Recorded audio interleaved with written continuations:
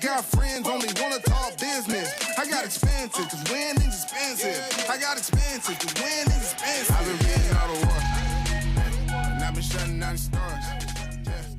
And welcome to another episode of Put That Coffee Down, the Freight Sales Show for Closers. And we have a great episode for you today. It's bright and sunny. Everyone is enjoying, I'm sure, their Monday, because everyone enjoys Monday. I'm your host, Kevin Hill, here with my special co-host today, Richie Daigle from Sonar. How are you doing today, Richie? Doing well. I saw one of these memes or whatever, the pictures with words on them and everything.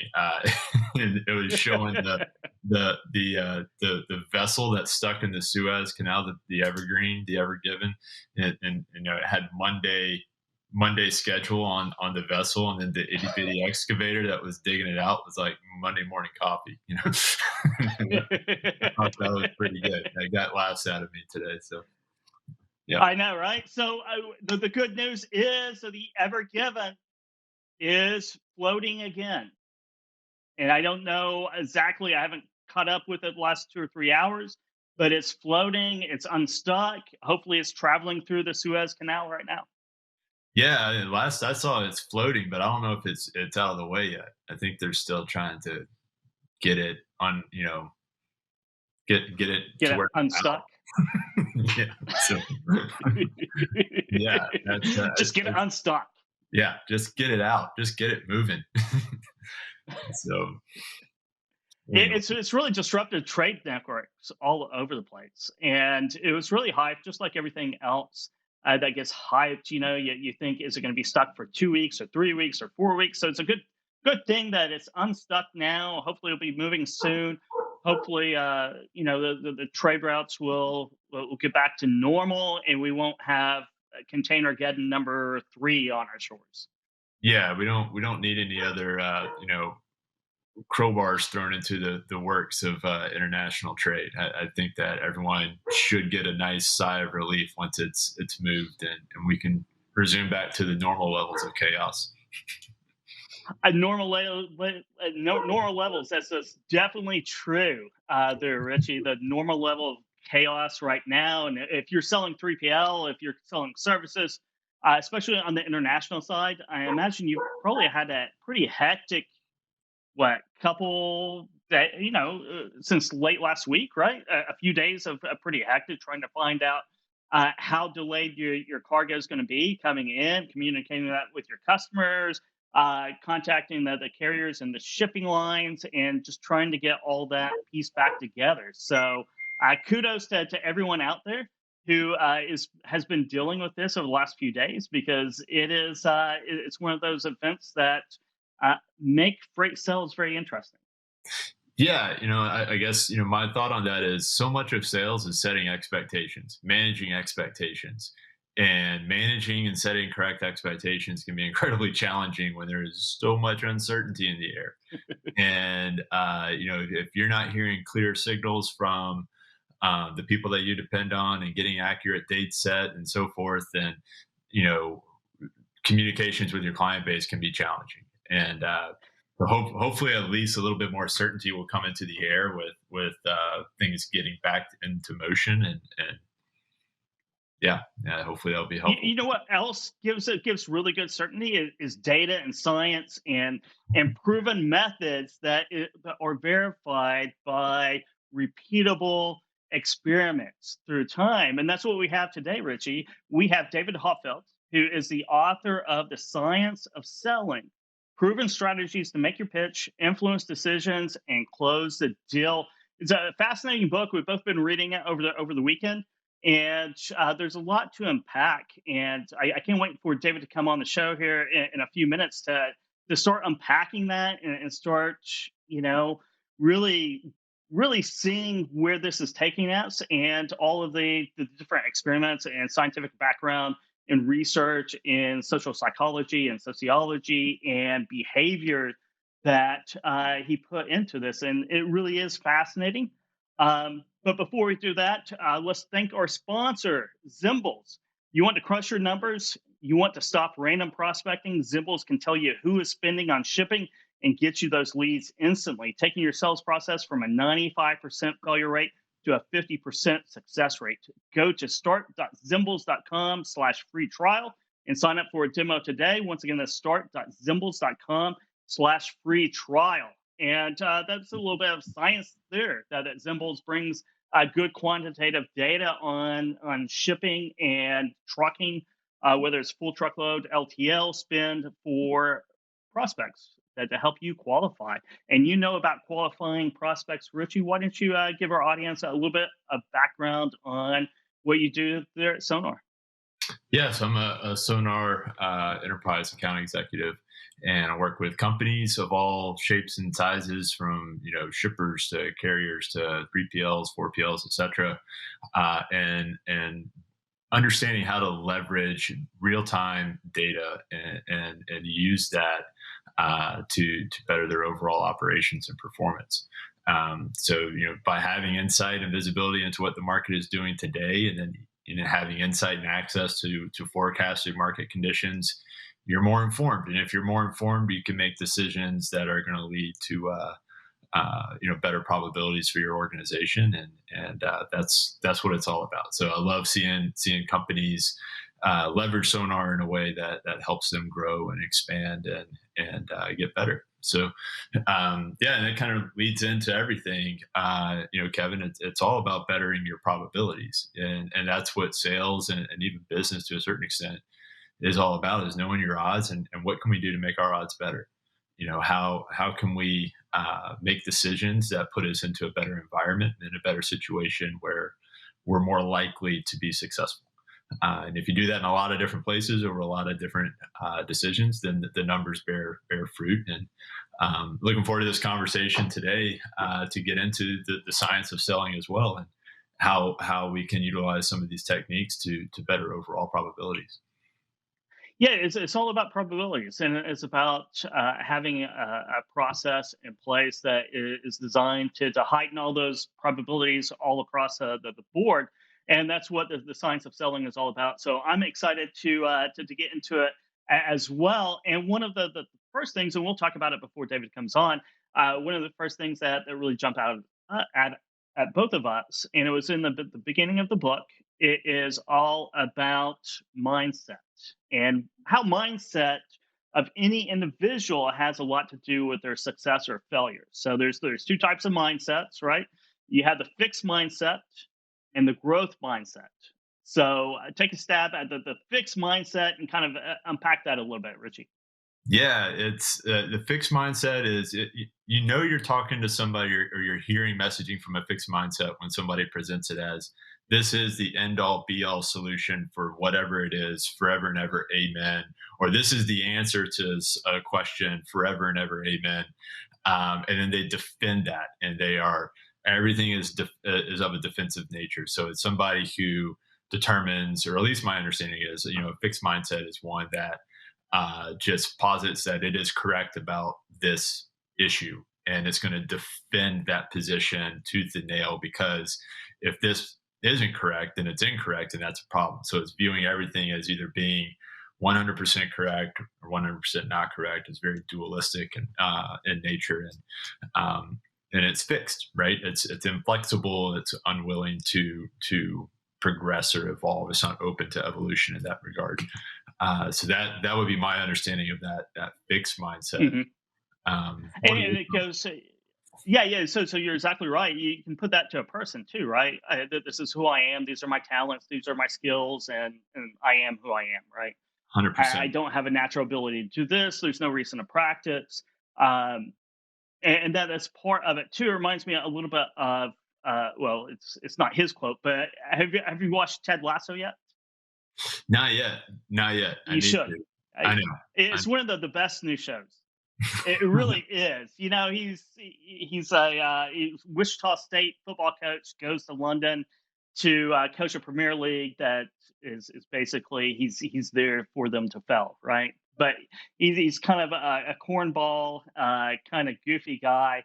But he has he mentions Walt Whitman, and one of his famous quotes in this little pep talk And it's be curious, not judgmental, right? So a fixed mindset, you're very judgmental about yourself and the world itself. And I think with the growth mindset, you're very curious. So you're always opening to learn more. You're always opening to do more, to learn more, to train more, to be the best that you really can be. And it takes a lot of curiosity, a lot of intellectual curiosity to drive you forward.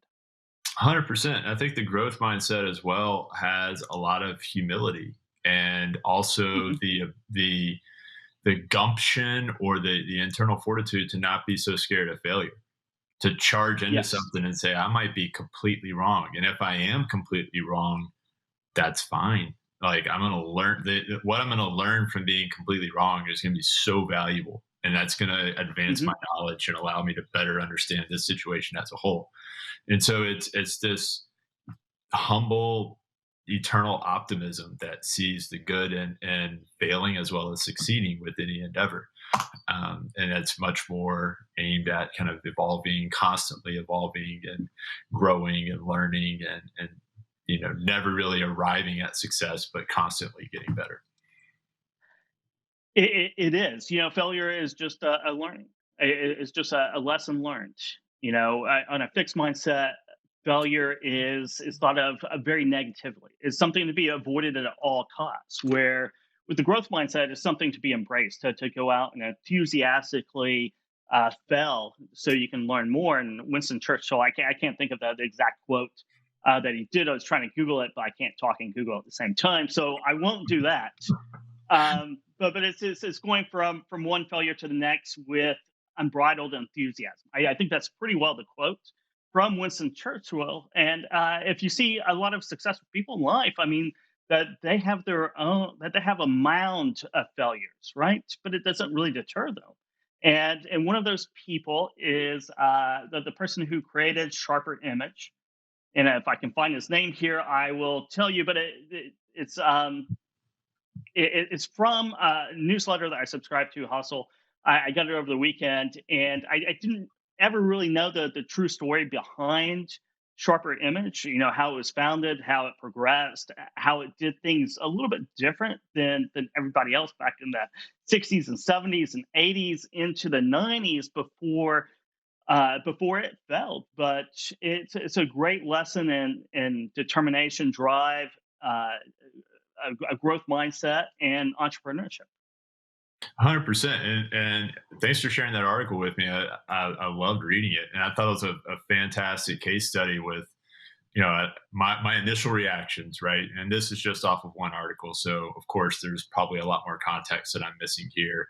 But just, based off of that article that you sent, here's somebody who started off, and I think it's Richard Bellheimer. Thalheimer. Yeah, Yeah, yeah. who's the founder. And he's had this great idea initially. He had this what seems to be a growth mindset in the out front, where an opportunity presented itself for him to really dive into a niche market of these fancy gadgety type things that there seemed to be a big market for in the 80s. And he had tremendous success off of that. And it seems like his success caused him to kind of keep going back to what once worked. And Hmm. even in some of his later efforts, that there was some kind of flare up successes before the ultimate failure. But even those successes weren't sustainable because they were so based in one niche offering or one product that wasn't One diversified. product. And so it seems like that's a common thing that seems to occur is somebody has this great idea that it evolved and came out of a growth mindset, blew up into a big success, if you will. And then because based off of that success, well, here I've proven that this once worked. But that's now become a defensive mindset or a fixed mindset where you're not looking to evolve and look at the landscape and do things differently. And some companies I think are better positioned and open to be able to pivot versus others are constantly Hmm. just trying to stay within the boundaries that they feel are present. Yeah, he seemed to be a hammer and nail, right? With Sharper Image, it was a one product. He's found that one great product and then drive sales for a long time. But the risk of that is that one great product, if you don't have that, or if it backfires like the humidifier, the silent humidifier, which we'll get to here in just a second, but it can topple the entire empire that you built. But in college, he's from Little Rock, Arkansas, right? So in college, he sold enough encyclopedias to buy a Porsche. Do you think you could do that, Richie? Could you sell enough encyclopedias to buy an Today, Italian sports absolutely car? not, because everyone's gonna be like, "I have an iPhone. I don't need an encyclopedia." Like, I'm not good enough salesperson to win that. To win that, it's not gonna happen. I don't have faith there. if, if you grew up in the 60s, could you have done it? Possibly, I don't know. I'd like to think that I maybe um, I would have tried. I don't Yeah, know I if it don't would know have if I worked out or could. not. I can't tell you. I mean, I like to think that I can work hard, but then I read these stories and I'm like, I don't know if I would do that. Maybe I'd want to be spending more time with family or something. I don't know, but that's a great question. Yeah, so he did that. Then he went out to San Francisco, started like a distributorship warehousing for copiers, and that's where he came up with Sharper Image. That rolled into back when print mail subscription services. So instead of e-commerce, you had mail order catalogs. So back in the 70s, he did something a little bit different than anybody else, differentiated himself, and started doing gadgets. And one of the first gadgets he did was a knockoff Timex, really, of a digital watch. I guess digital watches, when they first came out, were so expensive that a lot of runners couldn't afford them, right? So this is way back then, right? Like 30 or 40 years ago, when the only thing your watch did was tell you time. It didn't, set off bells and whistles every 3 seconds. And it didn't monitor everything you ever thought about your cardiovascular health, right? It just told you what time it was. And maybe it had a stopwatch if it was fancy. If it was fancy, it had a stopwatch, but he found somebody at the Consumer Electronics Show in Vegas who was retailing it for, I think, $35. I think the first digital watches from the email from this article in the email, they were $300. Can you imagine paying $300 for a Timex digital watch? It's I mean, crazy, can you imagine that? The height of technology, right? So he right? found someone $35. He sold it for 60, right? Set up some ads, some really slick advertising, and started making money. Started going to a Consumer Electronics Show, uh, staying away from the Sonys and Panasonics where everybody was gathered, and found the dark corners of crazy inventors and started getting their products. And he built Sharper Image, which was in every mall, that you could ever think of. It had all these strange gadgets, and by 1979, Valheimer's system of advertising was so successful that he decided to launch his own catalog of high-tech gadgets nobody knew they needed, which I think is great. You can sell a lot of things that nobody ever knew they needed until they saw it. Which is exactly my thought of going into Sharper Image stores. Is I never knew this existed, and like I would see some Yeah, fancy thing that's like, wow, look at that. I know. I want it. I just want it. I don't know what I'm going to do with it, and yeah. So yeah, I can completely relate to that. That hits the nail on the head for me. It really does. So you had all kinds of unique inventions that were their one product wonders that kept them going through the years until until the humidifiers, right? The silent humidifiers that Consumer Reports, rated horribly, right? And so they actually emitted um, toxins and pollutions. And he sued Consumer Reports. Of course, he lost. He brought along a lot of publicity, or a lot of negative publicity about that, and the stock went down to about $2 a share. Some corporate raiders came in to turn it around. They kicked him out of his own company. He went back the next day, or the next time he went to the office after he was forced out as CEO, and his office doors locked, and the investor that bought shares and won the seat, and basically the CEO job was sitting in his office. But it was, I So, mean, the writing was on the wall way before that happened, right? I mean, oh yeah. it was back, once the 90s hit and there were some recessions and people were like, maybe I Mhm. don't need to be buying all the gadgets in the world that I don't use. Yeah. 'Cause the ones that I'd already bought are collecting dust, like as cool as these things were. So Hmm. there was already some turmoil that was existing before the air purifier fiasco. And it almost seems like that air purifier fiasco was a last ditch effort that was almost completely marketing, and they didn't have the actual product for the follow through. And so Consumer Reports called them on it and said, this thing doesn't seem to really do anything. And people were reading that, and that they got called, and that was a risky play for them that blew up. It was, and there's some other, strange things in here. I guess he's a character, right? I mean, there's no other way to put it, right? He was voted in California as one of the worst CEOs, and part of that was taking an intense interest in what colors his employees wore in clothes, right? And also, what was some of the other things? What they could have on their desk? Just really micromanaging everything until he went and he got out of that and went to the research lab that he funded with profits from to create new products, which one of them was the air purifier that kind of tanked the company years later.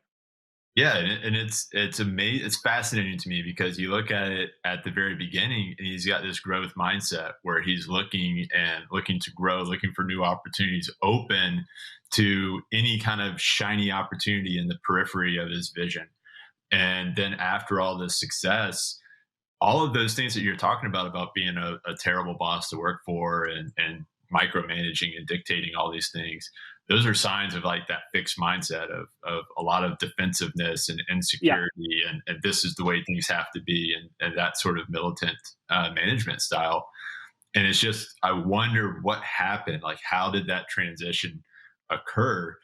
And I'm curious to, you know explore, later in this conversation, how companies can avoid going down that path, and keep that growth mindset intact even after decades and decades of a lot of success.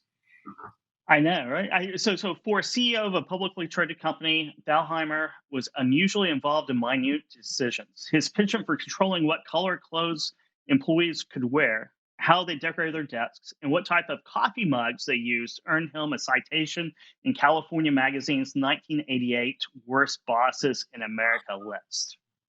What kind of So, coffee mugs? uh, yeah, what kind of coffee mugs, right? I mean, that's you have this tens of millions of dollars, or maybe They had over $100 million in sales at that point, right? And you're worried about what kind of coffee mugs your employees are drinking coffee out of. You would think that there'd be other things to worry about other than that, but it's just strange. It's always fascinating what people put their energy into, like. It is. It really is. I don't understand it sometimes, but it's just it's a really cool story. It's in Hustle. It's in that newsletter. So if you ever get a chance to kind of read up on Sharper Image and kind of their origin story, it's interesting. It definitely is. But Yeah. you know else is interesting? What we've been wanting to talk about for a little bit now is the science behind selling. And we have David Hoffeld, the author of this book, here with us now. Thank you very much for joining us today, David. Well, it's great to be with you. Thank you for having me. Perfect. Thank you very much. Can you introduce yourself to our audience and kind of your origin stories of how you became interested in sales and sales training and trying to decipher the science behind how people buy? Yeah. David Hoffeld. I'm the CEO and Chief Sales Trainer at my firm, Hoffeld Group. We work with some of the most successful companies on the planet, really helping them align how they sell with how our brains form buying decisions. And I guess my origin story years ago, when I first got into sales, I had a master's degree I had achieved before I got into selling. And so I was new to sales and wanted to look for training. And I started looking, and everywhere I went, it was very anecdotal. I didn't see a lot of training. I didn't understand why it worked. They just told me, it worked for ABC company. It's worked for me. Go and do likewise. And I'm like, well, is there any evidence to show that one way works better than another? And I didn't find any. And so I began, just out of desperation, reading. It's an odd hobby, reading academic journals that I'd uncovered in my master's degree, and look at how I can become better. At first, it was at presenting. And then the more I got Mhm. into it, the more I began to see how science, we're talking about behavioral science, so cognitive psychology, social psychology, neuroscience, behavioral economics, really had uncovered what creates influence and why some people say yes at the end of the sale and others don't. And I began to apply this science, and my results radically improved. And then I got promoted, and I would use this science as I trained my sales team, and their results went up. And so, after a number of different awards and accolades in 2009, I started my own firm. And then in 2016, I wrote my first book. I have a second one on the way, comes out this time next year. But the first one was on the science of selling, where we kind of unveil how a buying decision occurs and the things all of us can do to align how we sell with how our brain forms the decision to buy. That's that's good stuff. And I've been reading your book, and lots of great content, and I'm certainly learning a lot of great tips through the process of reading. But there seems to be this transition that occurred where instead of having all of the focus be 100% on myself, the salesperson, and what I can do, how can I get better? How can I do this better? It's me as a focus. There seemed to be a transition that you explored where the focus then changes to the prospect, and how is their brain forming decisions? What are they thinking? What is their process like? What's the science behind that? And Mhm. how can we speak to them as being the focal point of the conversation? I'm curious, where in your studies and your research did you make that transition from, purely what can I do, to let's start focusing on what the prospect is thinking? Yeah, that's a good question. Early in my research, I was looking for tips and tricks. I was looking for little Mhm. things I could do to get better. And as I got more and more into it, I just became obsessed with it and started reading just ridiculous amounts of scientific research.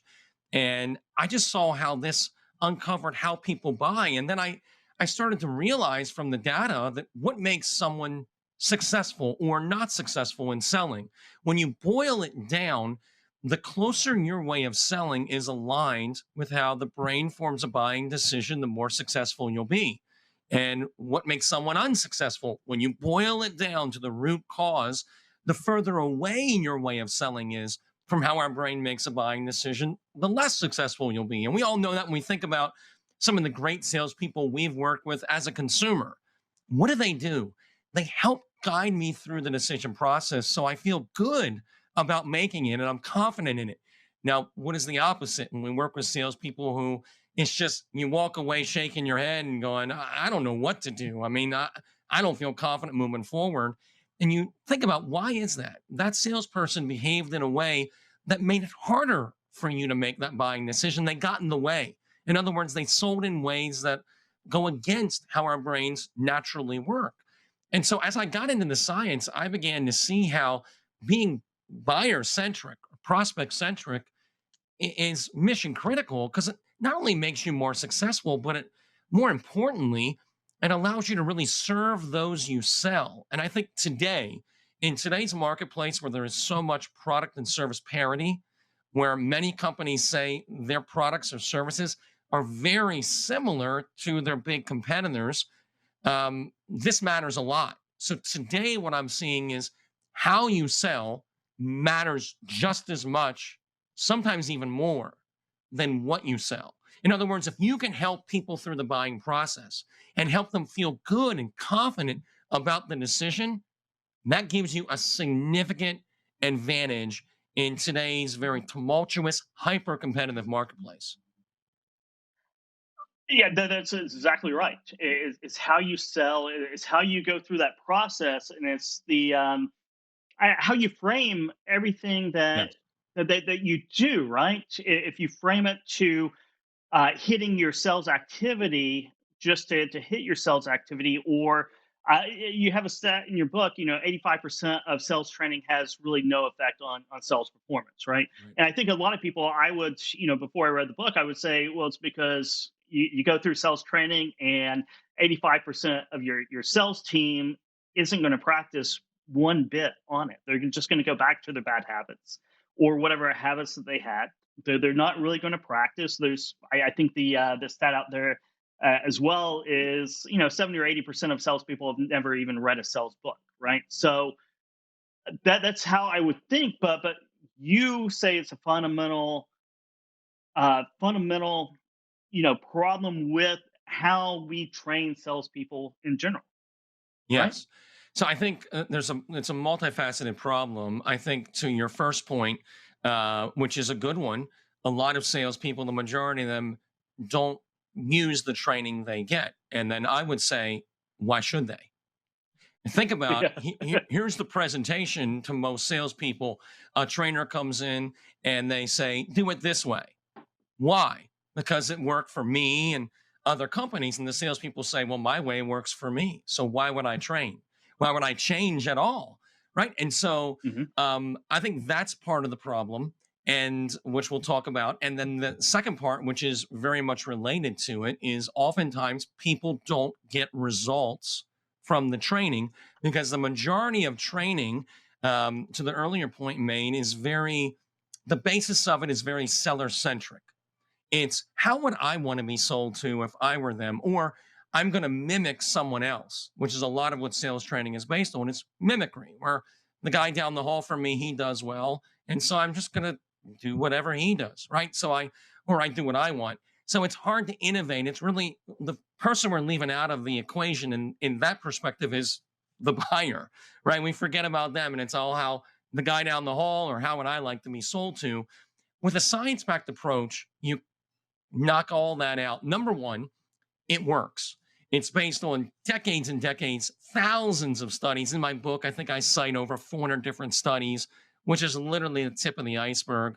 My publisher said, Mhm. no more. We don't have any more room for citations, right? So I had to limit it. But it's a lot more studies than that encompasses. So it works. If you use it, it works. So salespeople love that. Second, because you're explaining why it works, people buy in. People don't come to training looking for one or two gold nuggets, right? And throw the rest away. You're explaining why. And that's been the missing piece regarding a lot of sales training because no one understands the why because it's based on mimicry and we don't understand it. They don't give the why besides it worked for me, it worked for someone else. You do it. Mhm. And then salespeople use that same logic to say, those are the reasons I'm not going to. So a science backed approach really shows you why you should do it. You get buy in and it actually works because it's not based on us or our preferences. It's based on how our brains make a buying decision. And when you leverage that and help people buy, it just gives you a really unique advantage in today's selling environment. So we were just talking previously about fixed mindsets and growth Yes. mindsets. And that seems to be a fundamental component to getting people to be open to changing the way that they are operating to include more of these scientifically backed sales techniques. Um, I guess a two-part question, or just to get your thoughts, how can people that have or feel like they may be guilty of having that fixed mindset start to transition to more of a growth mindset? And then how can those people that currently do have a growth mindset and are experiencing all kinds of success because of that guard themselves from falling into a fixed mindset down the road? Yeah, it's a really important question as well because I see this in every organization I go into.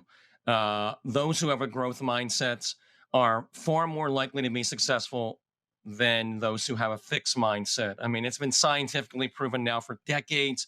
There's so much data on this, and you just witness it in every organization I go into, and I'm sure you guys as well. So, a couple things. Number one, to assess And we talk about that a little bit in the book, how you can assess if you have a fixed or a growth mindset. In other words, one way to think about it is your sales ability something either you have or you don't, you're born with it, or is it something you can develop over time? Is it more like a muscle that you continually develop? People that have a fixed mindset, they have a hard time with training or coaching because they take it personally, because they believe their sales abilities are something that they either have or they don't. And so when you go to training or coaching and you say you need to improve, they're saying, you're saying I don't have it. And they push back. People with a growth mindset look at their abilities like a muscle they have to continually develop, that with hard work and good training, we can all get better. And that gives them a significant advantage in how successful they become. It's very difficult to become and to remain successful today with a fixed mindset. A growth mindset is mission critical. So whether you say, okay, I kind of have a fixed mindset or a hybrid of a fixed and growth or a growth, all of us should focus on how we can get a little bit better, a little stronger in our growth mindset. A couple real practical things we can do. Number one is celebrate growth. One way to think about it is this: if you're a sales professional, if you hit your number for the year, but you don't grow at all, you don't improve, but you do hit your number, did you have a successful year? I would say no. I would say it's great you hit your number, but in today's hyper competitive marketplace, if you're not moving forward, you're going to fall behind. So growth is now something we all must be engaged in.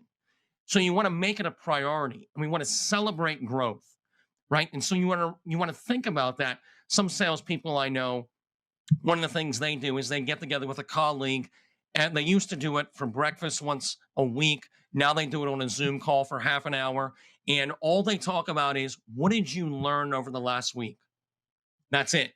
So they focus on, what am I learning, right? And to celebrate that growth at the end of every day. What did I learn? When you win a sale, what did I learn from that? When I lose a sale, what can I learn from that? So you're always in this state of learning. And when organizations, which there's a number of examples of, and people begin to embrace a growth mindset, it just supercharges your results. You get better much faster, and you continually get better. Someone with a fixed mindset has a self-imposed ceiling they put on themselves, right? They only get better up to a certain point, then they stop. Whereas a growth mindset, you're getting better and better week after week, month after month, year after year. And that, again, sets you up for tremendous long-term lasting success. And it makes such a difference. So embracing a growth mindset, really celebrating growth and cultivating it, making it part of how you think about success, is absolutely mission critical. I think you see that with a lot of successful people. They're always growing. Yep.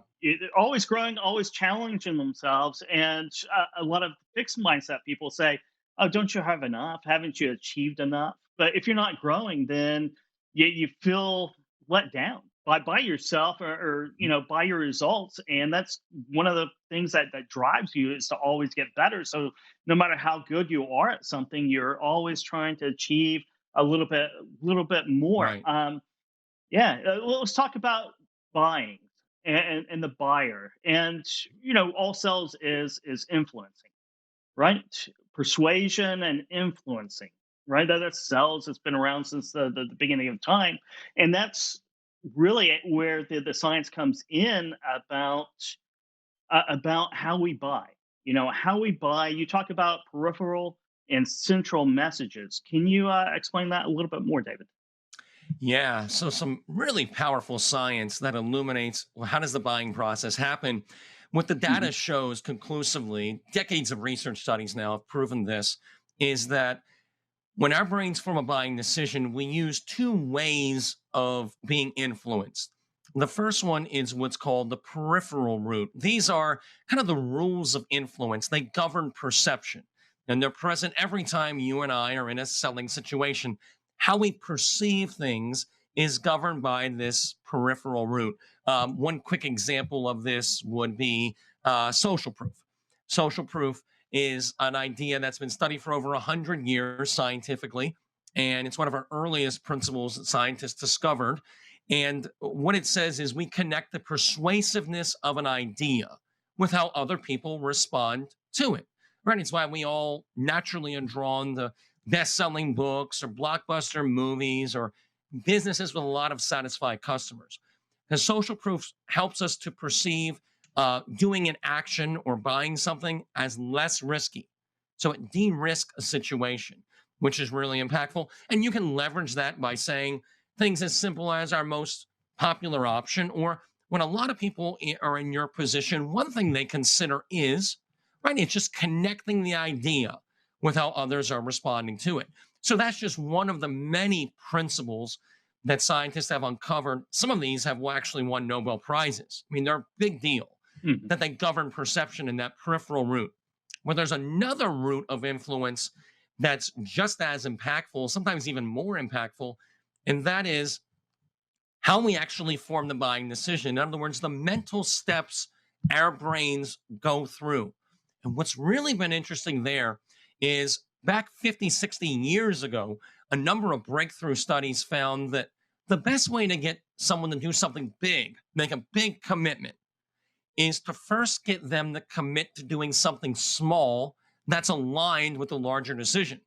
So that set off a fury of scientific studies over the next few decades. And what we eventually identified was that the buying decision is made of certain incremental commitments. And this was a big takeaway for me relatively early in my research, where I found that if certain commitments were not made during the sale, the buying decision never happened. And if all of these commitments were made during the sale, the buying decision, if I'm talking to a qualified buyer who has the means and authority to buy, they happened. Mhm. And so this buying decision, the commitments are the building blocks of it. And so that's that central route. It's what our potential customers are thinking through and committing to or not committing to that creates the sale. So those routes together describe how a buying process occurs. And though it may sound complicated, once you unpack it and understand it, it's incredibly simple, but it reveals what should you be doing during the sale. You should be trying to guide your potential clients through certain commitments and using that peripheral route, those little rules, to help influence them so they feel good about making them. And when you can do that, success is virtually guaranteed, because that is what creates success or failure in the sale. It's incredibly simple, but very powerful, and it gives us a framework. How should we sell? How do we align how we sell with how buyers buy? It describes exactly what you and I can do immediately to do that. That's fantastic. And I always think about, building momentum with sales. And Yeah. it seems like, what you're describing with all these small commitments, like you're getting engagement, that engagement's leading to momentum. People are spending time thinking about what you have to offer and your product. They're responding, they're answering phone calls, and you're continuing to build a relationship through that process and work towards that sale. And then that also seems to me, at least, to feel like things don't end with the sale, right? That is just one step in how that relationship is built and is ongoing. And so I think you had some things in your book to say about that, about, towards the end of the sale, setting up the rest of your team for success post sale. And I thought you might have some thoughts there too. Absolutely. Yeah, exactly right. So this way of selling really inspires confidence in your buyer. And it really allows you then, if you bring others into the sale, or if repeat business is a major part of your success, meaning we don't just want to sell customers once, we want to do it repeatedly. This sets you up for that as well. So it's very much a buyer centric way of selling, that everything is focused on them. How do I really meet their needs? And it also keeps us from falling into some unhealthy or unethical practices as well. That's something I'm really focusing on in my next book. And we're having a whole chapter on selling with integrity. And so one thing people often say is, well, how do I make sure that I don't, this seems powerful. Couldn't it be used for less than ethical purposes? And this approach actually helps you make sure you don't fall into manipulative behaviors. Why? Because usually when that happens is when people are focusing on them. How do I get this person to do something that benefits me? And in real influence, everyone wins. There shouldn't be any loser. Also, there was a really interesting study that looked at this, looked at when do salespeople fall into unethical behaviors, and what can you do to prevent it? And one of the things they found that worked better than anything else that kept salespeople from falling into unethical behaviors was the continual reminder to focus on meeting the needs of your buyer. Meaning, when you're focused on really serving someone, it takes the attention off of you and puts it on, how can I really help them? Whereas when you get into some of these seller-centric practices, it really starts to foster kind of this area that who matters? Well, me. Everything in the sale is about me, and that's not what we want.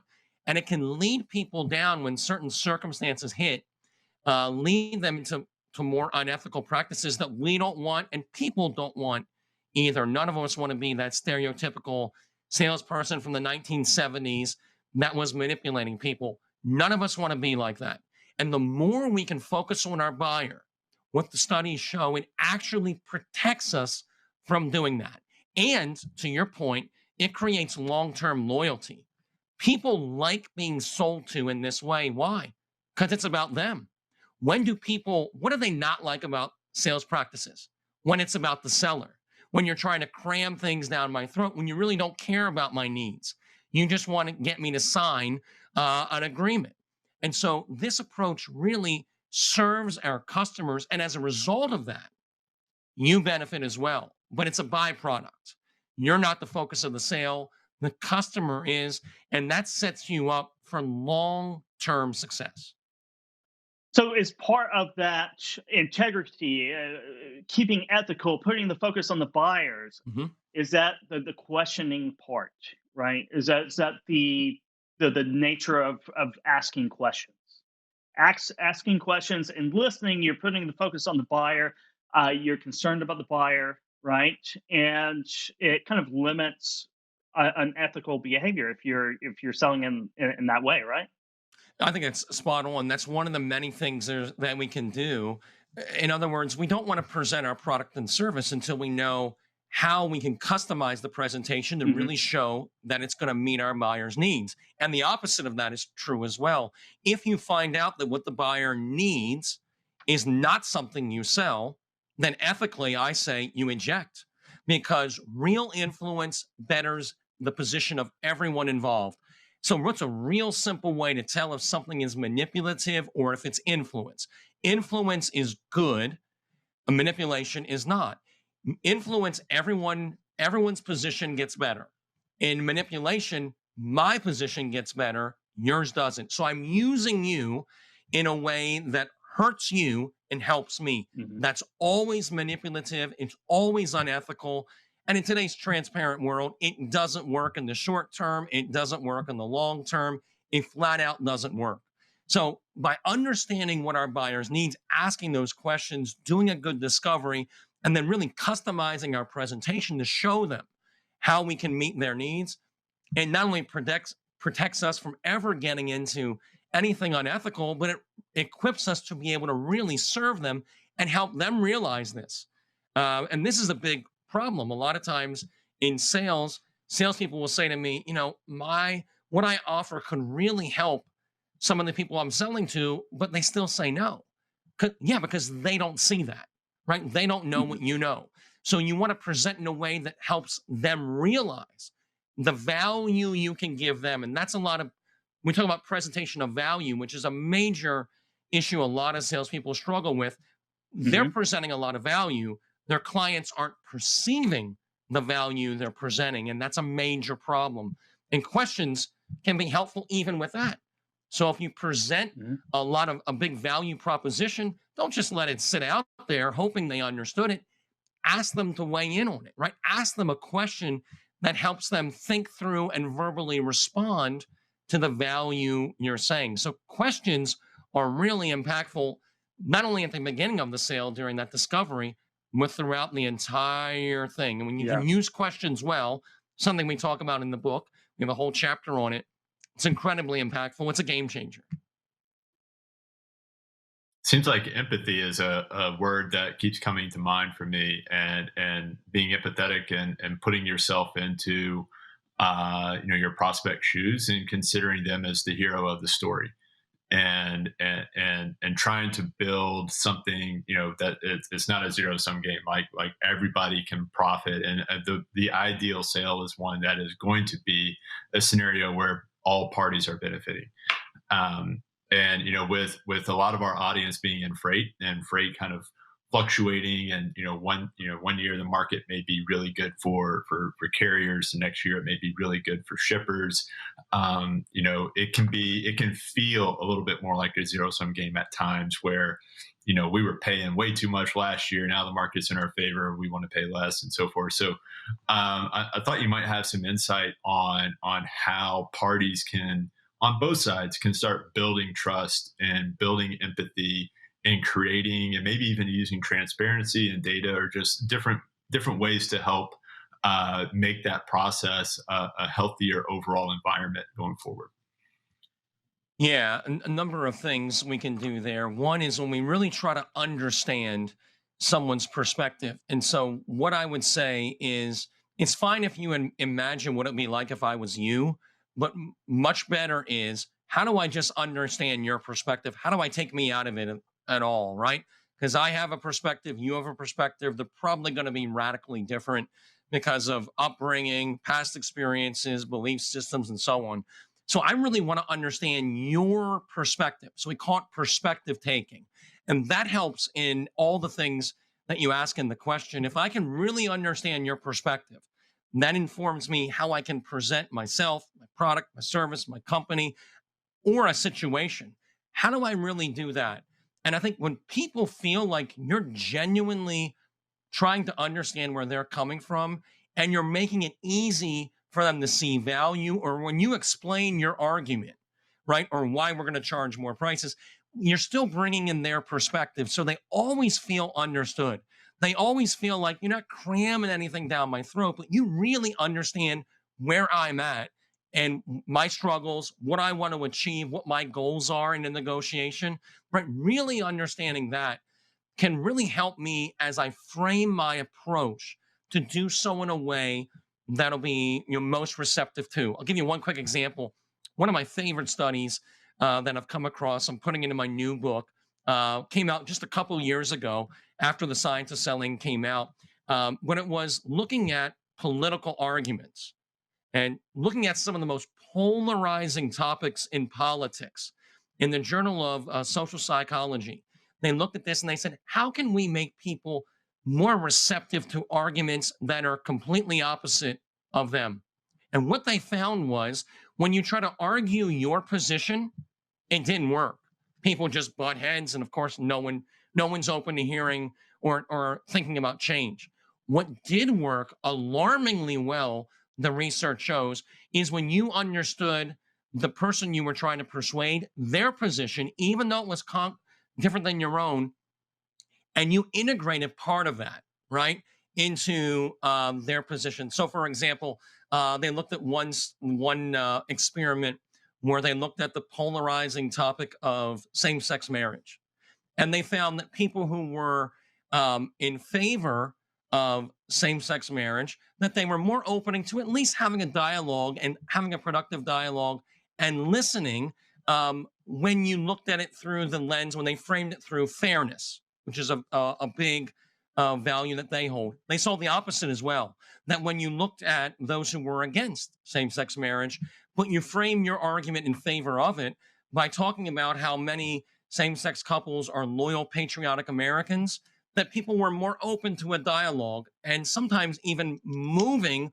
on their position because now they were listening, right? So the more you can understand someone's perspective and integrate that into your presentation, the more effective you'll be, and the more they feel heard, and the more open they are to collaborating with you and giving some ground, because they feel like, okay, you understand where I'm at, you're being respectful, and you're not trying to, again, cram something down my throat that I don't want. You're trying to really work with me and my situation. And when you do that, again, everyone wins. That's it's really good talent and really good skill set to learn, no matter if you're in, well, we're all in sales, whether we like it or not. It's just part of life. Yep. And we have come down on the final time. We have run out of time, unfortunately, because there's one question that I want to ask you. So I'll have you on if you want to come back on our show Absolutely. soon, definitely, because predictable irrationality Yes. is something that I could spend 20 minutes talking about just by itself, because I'm fascinated by it. But great conversation, and David will certainly come back and join us, because I want to have like a 30-minute conversation Let's just do about it. that one Absolutely. tiny Love thing. to. Definitely. So how does our audience reach out, learn more about you? And I'm about to give away your book here in just a second, but really quickly, how do they reach out and learn more? Yeah, the best way is through our website, Hoffeld, Hoffeld group.com. There's all kind of resources there you can look at no cost, articles, white papers, blog, videos, podcasts. Check it out. And of course, we're on social media. We also have a popular podcast on any of the places that you listen to podcasts. So check us out and learn more about how to leverage science to more effectively sell. Thank you very much again for dropping by, David. And again, we will have you on very soon. So I'll Sounds reach good. out and book that. But thank you again. Been a great My conversation. pleasure. So Richie, give me a number between 1 and 117. Oh, let's go with 93. 93. Well, let's go with 94, because they won that one. David Brown. So David Brown, I'll send you out a copy of The Science of Selling. It's a great book. It's a great book, and I really had an enjoyable time reading it. How about you, Richie? Yeah, Over the it weekend? was fantastic. And I could have, to your point, I could have been on this conversation for another hour. I mean, so much content to get to dive into, and science just impacts everything, right? I mean, there's a scientific study and approach for all the various components of sales, and yeah, it's great. It's fantastic. It really is, and this predictable irrationality is. I've been fascinated with it for quite a while, and it's kind of analogous. The best analogy I have is that the more you hammer home an ROI, and you're just like, this ROI just makes sense. How can you not see it? The further away the sell gets sometimes, because it's not really about the logical reasoning. It is about irrationality, but it's very predictable. And once you can bring emotions into the logic, sales becomes much easier. And that's one of the things that, again, it fascinates me. I want to talk to David a little bit more about it. Coming up next week, on Wednesday, April 7th, right? We're coming into a new month, a new quarter. But we have the Enterprise Fleet Summit, which will be tailored around technology and operations and everything that has to do with large fleet management. And part of that is driver recruiting and driver hiring, which is a very important part of operations. So we'll be doing that on April 7th. It'll be a full day virtual event. You can go to live.freightwaves.com and sign up for that. And as always, it's free registration, and you can see the agenda. It's coming out tomorrow, live.freightwaves.com. And after that, we have on Earth Day, April 22nd, we have Net Zero Carbon Summit, and it's all about sustainability. It's about alternative fuels. We have a great agenda coming out on that as well. So join us for that. You can go sign up for that right now. Again, at live.freightwaves.com. But we have great virtual events coming up. And next week, we have Surge Transportation coming in. Omar will be with us. And Richie, if you want to join me again for next week, here's the invitation. I'd be honored. I'd be honored, Kevin. Perfect. Well, that wraps accepted. it up for this. Yeah, that wraps it up for this. And have a great week. I got friends only wanna talk business. I got expensive, cause winning's expensive. I got expensive, cause winning's expensive. I've been reading all the war, and I've been shutting down the stars.